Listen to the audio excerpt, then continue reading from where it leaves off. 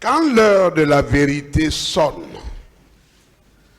il faut la faire exploser parce que cette assemblée n'aurait plus de sens si ce n'est pas pour triompher la vérité, le droit, la justice et l'équité.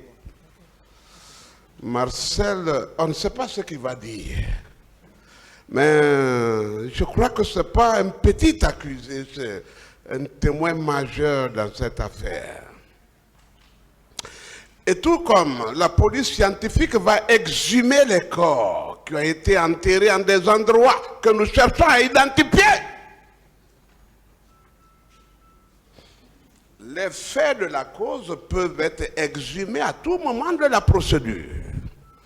C'est à quoi Marcel veut s'exposer pour que si le tribunal des hommes doit le condamner, pour le temps qui sera d'ailleurs prescrit, que dans l'âme, dans le conscient, dans le subconscient, qui se sentent délivrés. Le repentir, c'est ce à quoi Dieu nous appelle. Et je crois que c'est ce à quoi il veut parvenir. Nous ne préjugeons pas de ce qu'il va dire, nous ne savons même pas pourquoi. Mais pourquoi des fuites en avant? Que ça soit fait avant ou après, mais je crois que la défense divisée ne s'oppose pas à ce que Marcel ait la parole et que les bases légales ont été sérieusement, véritablement évoquées par le parquet.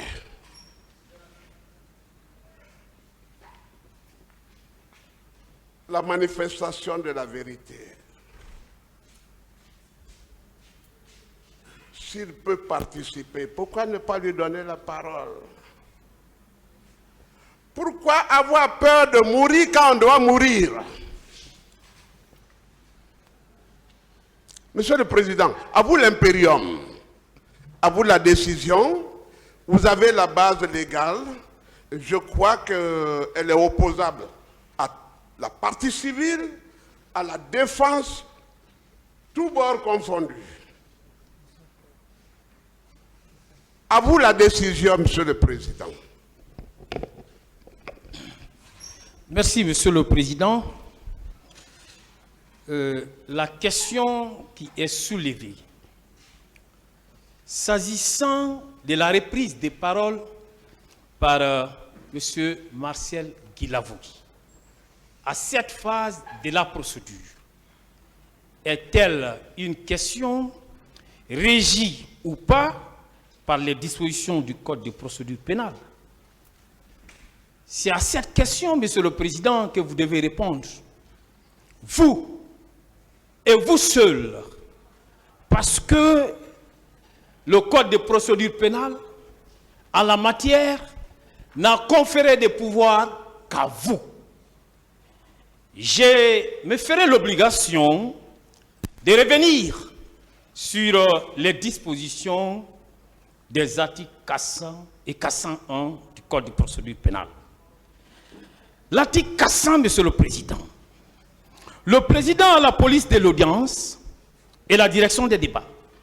Il rejette tout ce qui tiendrait à compromettre leur dignité et à les prolonger sans donner lieu d'espérer plus de certitude dans les résultats. Et l'article 401 poursuit. Le président est investi d'un pouvoir discrétionnaire en vertu duquel il peut, en son honneur et conscience, prendre toute mesure qu'il croit utile pour découvrir la vérité.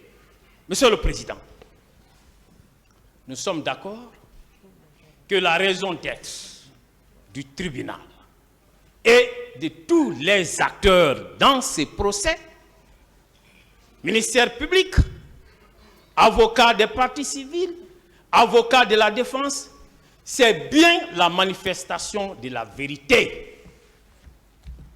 Et M. Marcel, lorsqu'il prenait parole tout à l'heure, il a dit qu'il veut dire la vérité. Il a dit qu'il il s'est tu sur certaines questions qu'il voudrait aborder, Monsieur le Président. Et si c'est pour la manifestation de la vérité, le législateur dit, Monsieur le Président, que c'est à vous de décider. C'est à vous et seulement à vous, à cet instant précis. Et c'est un pouvoir discrétionnaire. C'est-à-dire c'est à votre discrétion. Vous ne partagez ce pouvoir avec aucun autre acteur dans ces prétoires. Alors, Monsieur le Président, ces dispositions disent que vous ne devez en l'instant précis vous prononcer sur cette question qu'en votre honneur et conscience.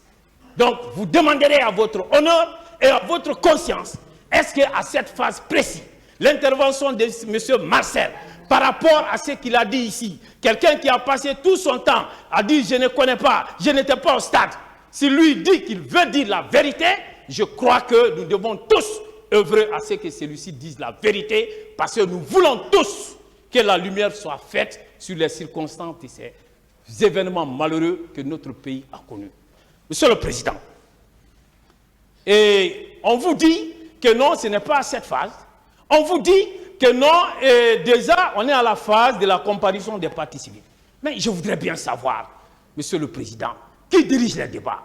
Qui a décidé que ce soit d'abord les accusés qui comparaissent, ensuite les victimes? C'est vous. La loi vous donne la direction des débats. Si à cette phase, vous trouvez qu'il y a lieu de surseoir à la comparution des victimes et d'entendre M. Marcel pour qu'il reprenne la parole, Monsieur le Président, la loi dit que vous pouvez le faire. Que vous pouvez le faire.